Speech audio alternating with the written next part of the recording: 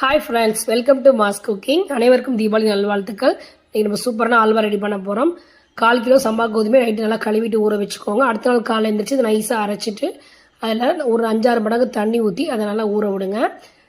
Night மேலே தண்ணியும் கீழே பாலும் பார்த்தீங்கன்னா அப்படி தனியாக நிற்கும். ஸோ மெதுவாக வடிகட்டி எடுத்திங்கன்னா நமக்கு கீழே அழகாக தெளிவான பால் கிடச்சிரும்.